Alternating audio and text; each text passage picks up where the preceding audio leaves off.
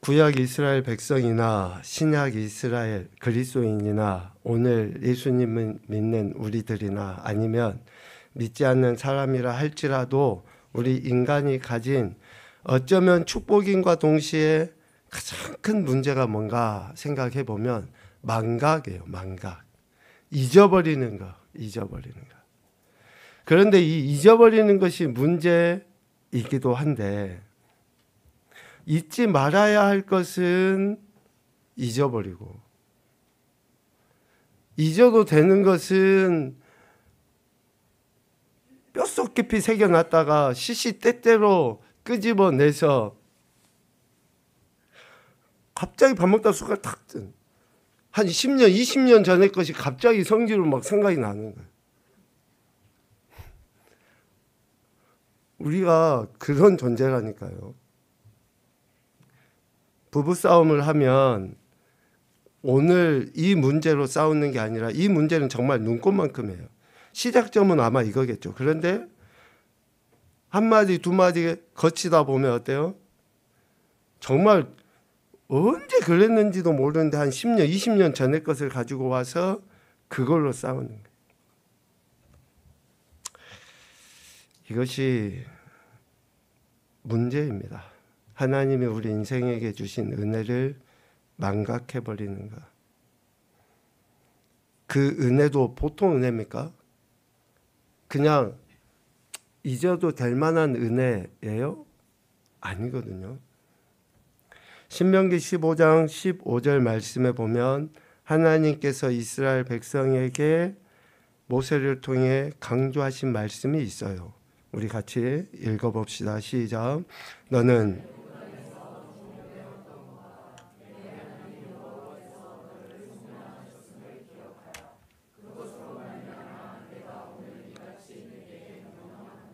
아멘.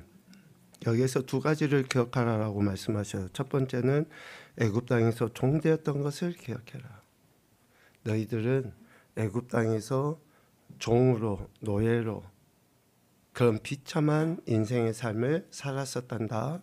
그것을 기억하라는 것이고요. 또 하나는 하나님께서 너를 이스라엘을 애굽에서 속량해 내셨다라고 하는 것을 기억하라라고 이야기해요. 애굽에서 종살이했던 것을 기억하고 또 그 애굽에서 건져내 주신 이가 하나님이시라는 것을 기억해라 라고 이 두 가지 기억해야 할 것에 대해 모세를 통해 이스라엘 백성에게 명령하시고 있습니다.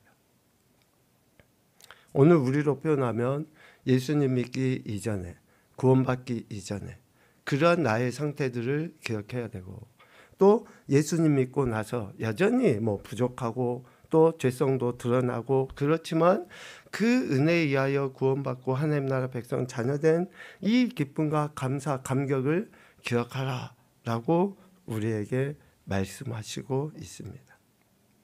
그런데 여기 신명기 15장 15절 말미에 보면 이 이야기가 있어요.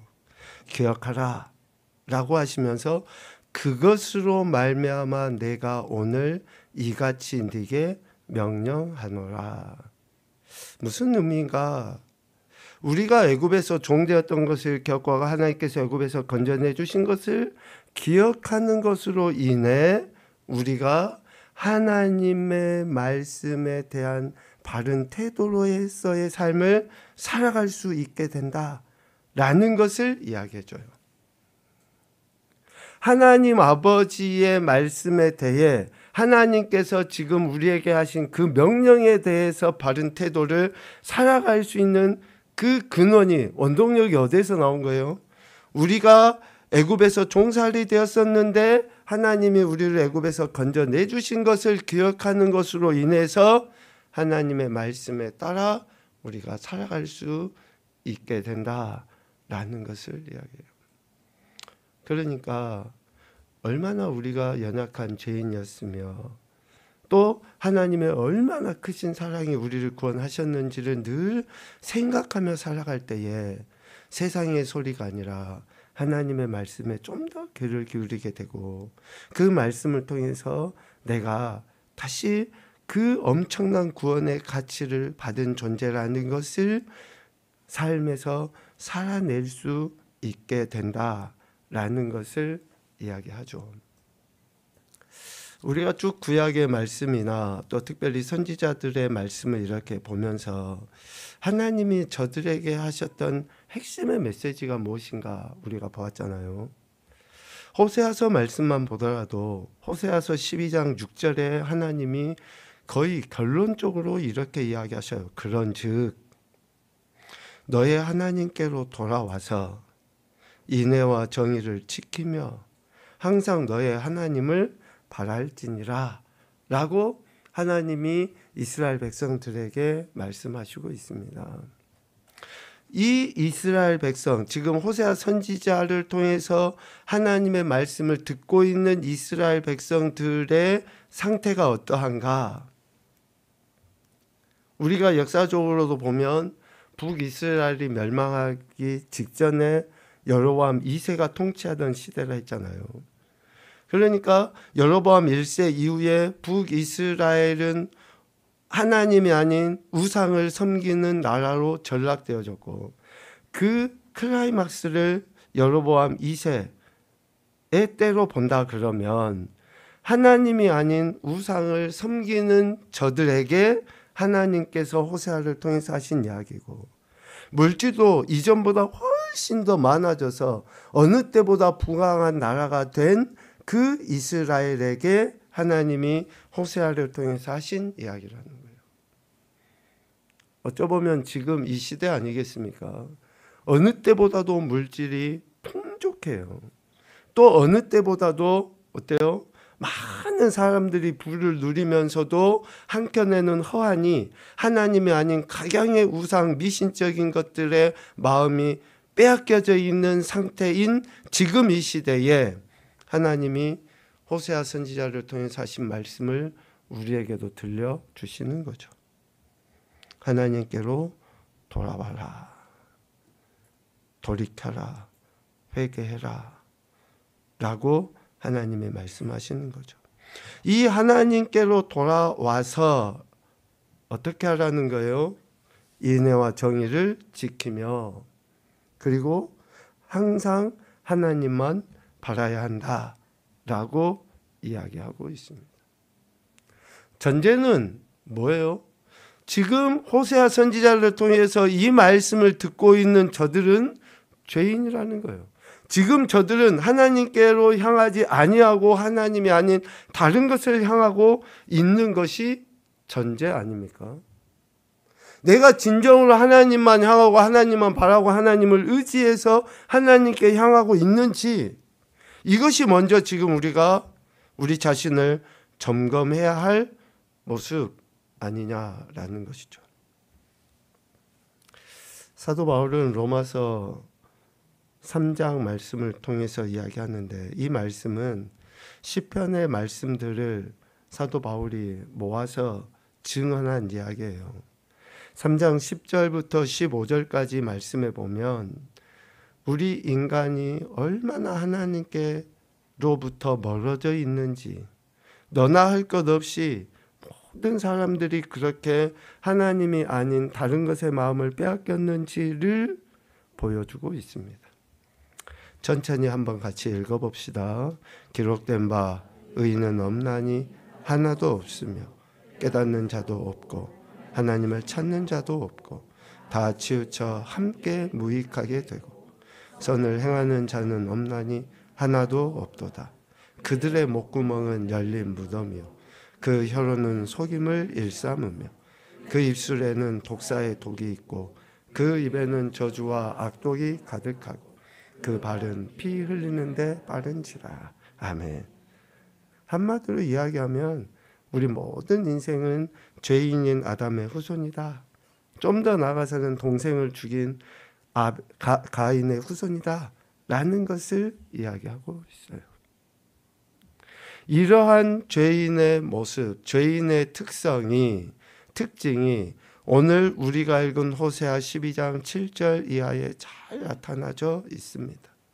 첫 번째 죄인의 특징을 오늘 7절 말씀에서 보면 손에 거짓 저울을 가지고 속이기를 좋아하는도다 라고요.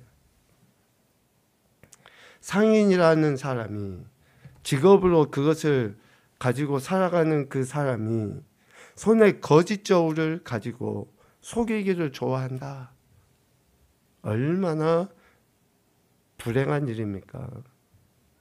그 거짓 저울을 사용하는 상인에게서 물건을 산 사람이. 거짓 저울, 공평하지 않는 저울, 추, 하나님은 결코 사용하지 말라라고 말씀하셨거든요. 그런데 공평하지 아니하는 것을 사용하면서도 그것을 되려 좋아해요. 즐겨해요. 남을 속이는 것에 전혀 무감각해져 있는 거예요. 지금 호세아 선지자를 통해서 하나님의 말씀을 듣고 있는 저들의 그 상태가 바로 이러한 모습이라는 거죠. 너희는 재판할 때나 길이나 무게나 양을 잴 때 불의를 행하지 말고 공평한 저울과 공평한 추와 공평한 에바와 공평한 신을 사용하라 라고 레위기의 말씀을 통해서 하나님은 분명하게 이스라엘 백성에게 기준을 정해 주셨어요. 이미 공평하지 아니한 것, 거짓은 사용하지 말라라고 분명히 말씀하셨거든요.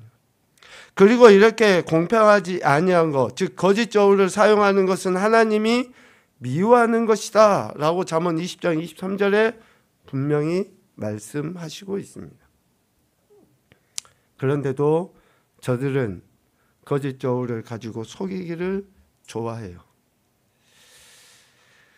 여기에 더해서 한 가지, 지금 이스라엘, 북이스라엘의 죄의 특징을 어떻게 보냐.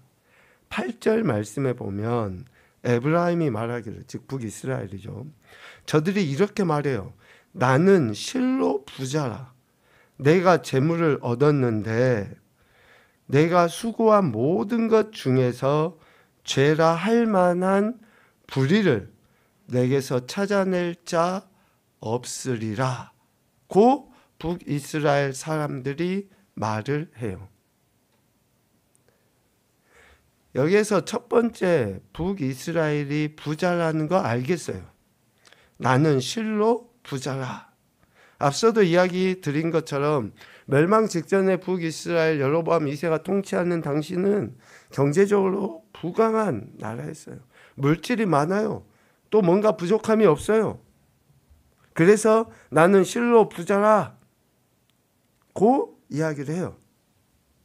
그런데 실로 부자라 라고 자신들이 확신을 하며 부자라고 이야기하는데 여기에는 두 가지의 문제가 있는 거예요. 첫 번째는 뭐냐면 물질을 누가 주셨는지에 대한, 물질이 어디로부터 오는지에 대한 고백이 없어요. 신명기 8장 18절에 보면 네 하나님 여호와를 기억하라. 그가 네게 뭘 줬다고요? 재물 얻을 능력을 주셨다. 재물이 어디서부터 오는 거예요? 하나님께로부터 오는 거예요. 그런데 지금 북이스라엘 사람들은 실로 나는 부자다. 즉 나의 힘과 능력과 재주와 나의 열심으로 내가 부자가 됐다라고 이야기하는 거예요. 또 한 가지는 뭡니까? 불의를 내게서 찾아낼 자가 없을 것이다. 7절과 8절의 말씀을 이어서 보면 지금 저들이 부자가 된 게 어떻게 해서 부자가 된 거예요? 속임수, 거짓 저울을 사용해서 부자가 된 거예요.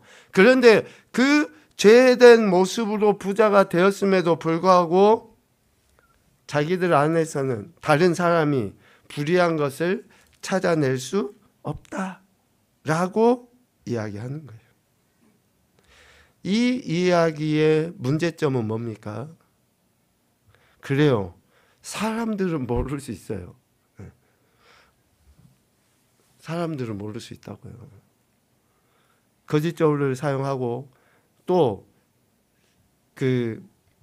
뭔가 그래 사과를 비유해 보면 사과를 5개를 담는 봉지를 이렇게 줄 수 있죠. 그런데 그 순간에 그 옆에 있는 비닐봉지 4개만 들어있는 걸 나한테 줄 수도 있잖아요.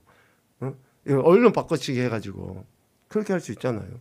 나는 뭣도 모르고 5개 받은 걸로 생각해서 그냥 거기에 생각 없이 그것을 들고 올 수 있는데, 그 광경은 나는 못 보지만 누구는 보고 계시는 거예요?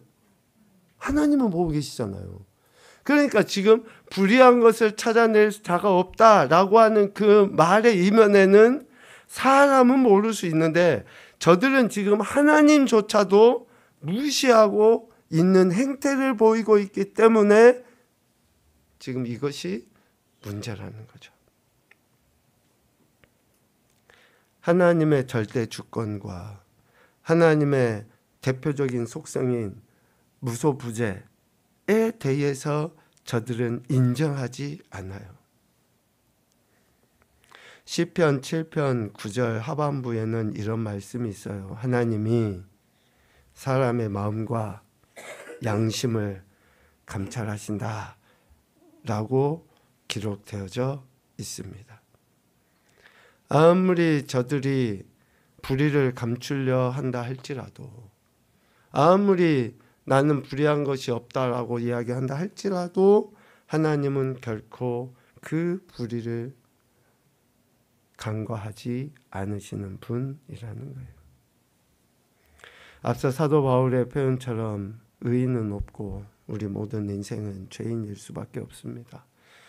뼛속 깊이 새겨져 있는 죄의 습성이 삶의 태도로 드러나게 돼 있어요. 그래서 자기 합리화, 변명, 거짓 이런 것들로 우리 자신을 변호하려고 해요. 오늘 우리가 읽은 북이스라엘의 모습도 똑같습니다. 하나님 마치 안 계신 것처럼 불의를 저지르면서도 하나님을 속이면서도 그렇지 않은 것과 같이 의를 행하지 아니하면서도 마치 의를 드러낸 것처럼.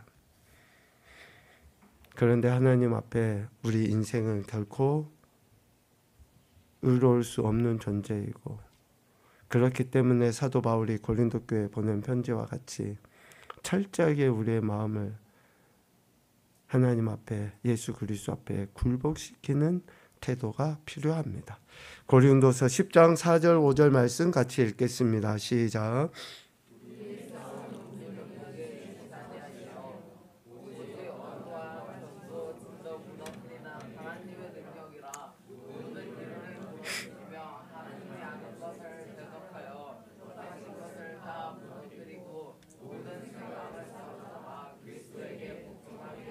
아멘. 철저하게 예수 그리스도께 복종하기 위하여 우리의 생각을 사로잡아 굴복시킴이 필요하다라는 거예요. 이렇게 하나님은 불의한 이스라엘 백성들을 향해서 돌아오라라고 말씀하십니다. 그 하나님이 어떤 분이신가? 오늘 9절에 분명히 말씀하십니다. 네가 애굽 땅에 있을 때부터 나는 네 하나님 여호와였다.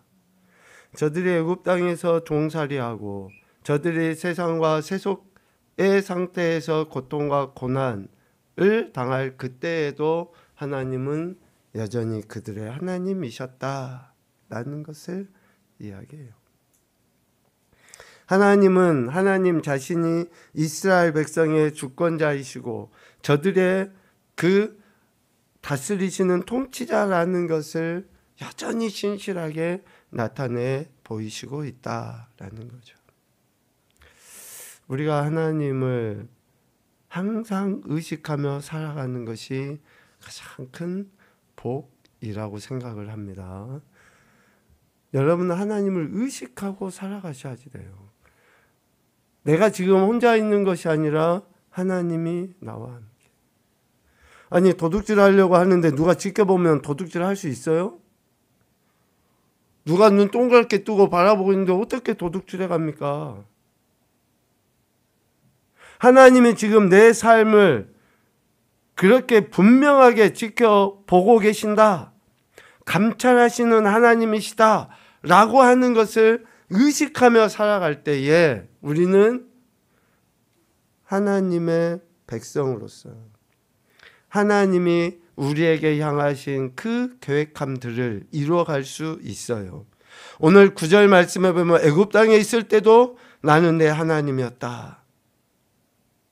그런데 저들이 지금 하나님을 속이고 하나님의 뜻하신 바가 아닌 불의대로 행하기 때문에 하나님이 그들에 대한 심판을 말씀하시는 거예요. 그것이 9절 하반부부터 나오는 이야기입니다.